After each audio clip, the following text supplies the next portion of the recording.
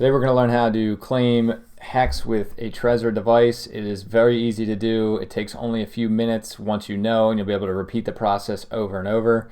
But for now, we're going to go step by step and cover the important points. You're going to need Metamask. The reason for this is that you have to be able to interact with the contract in some way.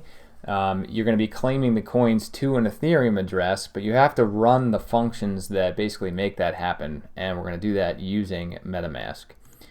The first step is going to be add Trezor to Metamask, and in order to do that, we have to install the Metamask browser extension for Chrome, so go ahead and do that. This lets the Hex website know which Ethereum address we will be interacting with in the contract. In other words, it's going to be the main address as you to let it know where to deposit your coins. And then once we're in there, we're going to add a new hardware wallet, which is the Trezor, to Metamask. When you click the browser extension, you'll see a window like this appear. This is just a demo, so just ignore these numbers. In the top right corner, you will see a little button to switch accounts. Now, what you should have is an Ethereum address that has a little bit of Ether in it. We're going to talk about that in a second. But once you click this account button here, you're going to come down and select Connect Hardware Wallet. And then under this screen, you're going to select Trezor. From there, the Trezor must be connected to your computer, and you're just going to follow the steps that you see appear on your screen. You're going to have to do some confirmations on your Trezor just to confirm the connection. Okay, that's just self-explanatory. Just follow what it says. Once you're in, you're going to have to select which Ethereum address you're going to use to claim your coins. This could be an address that you use all the time if you want, but any Ethereum address will work, and you're going to have to select it from the options that are on your screen. Okay, you can add more than one if you want eventually, but for now we're just going to add one. And there's something very important that you're going to have to keep in mind. You're going to need a little bit of ETH to actually run the function transaction. This is called a gas fee.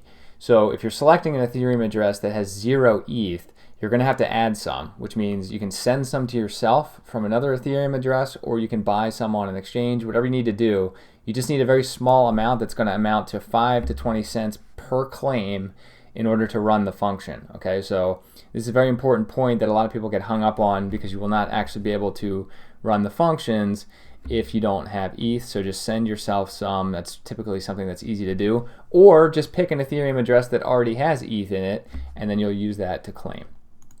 So go ahead and visit claimhex.net. Full disclosure, that will get you 10% extra, and it is an affiliate link, but it will add 10% on top of your claim to the amount of coins that you get. It will take you directly to the Hex wallet, which will look like this. And we're going to go to the tab that says Bitcoin Claim, which is going to have a field for your Bitcoin address. What you're going to do is take the address that you want to claim and drop it in there. And you had to have had Bitcoin in that address at the time of the snapshot. So if you did, then you will see a screen that looks like this, which recognizes how much you had at that time, which makes you available, makes that address available for claiming. If you did not have Bitcoin at that time, you will not be able to claim. It'll say there was no balance at the time. So just very important to know that you had to have had Bitcoin at the snapshot, which was around December 2nd. Next thing you're going to see is that if you enter a correct address, this little sign section will now appear. Okay, so this is now the situation where you have to prove that you have control over a Bitcoin address, and your Trezor is the perfect place to do this because it has what's called signing functions. It has natively built-in signature functions. So what's going to happen is Hex wants you to paste this little message into Trezor, and only the person who has the private keys will be able to post what's basically like a little puzzle or proof that you own them, which is called your signature. Okay, so let's find out how to do that. So you're going to copy this, which is basically declaring your Ethereum address. You're going to visit wallet.trezor.io, and you're going to go in the top right corner where it says sign and verify. Okay, there's a little tab over here. You may have never used it before.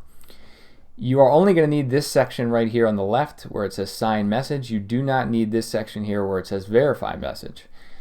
What's going to happen is the message that you have, which we'll go back to one second, right here, you're going to take that, paste it here, and then right here you're going to paste the Bitcoin address that you are working with. So the exact Bitcoin address that you put in here you're going to put in here, okay?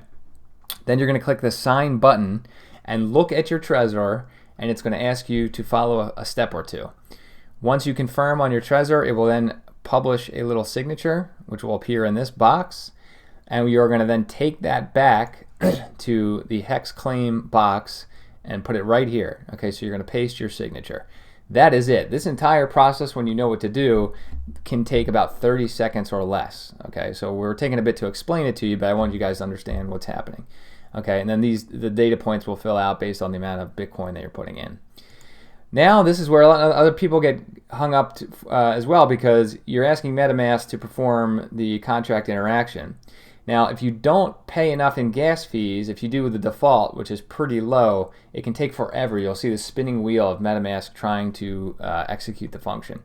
So here's what I recommend. Go into MetaMask when it pops up, once you click the signature. So once you've essentially put the signature here, there's a little button that's basically going to say, okay, claim. Okay. Your MetaMask window will pop up, and it's asking you how much do you want to pay in fees. This is why you need Ethereum. So you don't want a balance of 0. You actually want something here. Okay. The default comes out to usually very low. It's like 3 cents worth of Ethereum. I recommend bumping this up to like 17. This way your confirmation will go through in about 1 minute to 5 minutes. If you keep it really low, your execution here could take like up to 20 minutes, even up to an hour if it's super clogged up and taking a while. So if you have a lot of Bitcoin addresses you need to get through, it's worth just paying 10 cents or 17 cents to speed things up to about a minute or less. Okay, so that's just something to do. You can do that right here by clicking the edit button. Once you execute on MetaMask, you have to look at your Trezor. So it will pop open a window that's basically saying, only this Trezor device can execute this, so do you want to do this? So go ahead and look at your Trezor and follow the instructions. There's like 2 to 3 button clicks. This can be a little scary the first time you're doing it. I totally understand, but generally what you're doing here is totally fine. You're just saying Trezor is approving this interaction to take place so that the hex contract can deposit your coins to your Ethereum address. Okay, like I said, depending on the fees and the Ethereum network, you have to give MetaMask some time, let it finish. What's going to happen is you'll see this little spinning button, and then usually within about a minute, if you set the fees correctly, you will get your hex claim made, and that's it.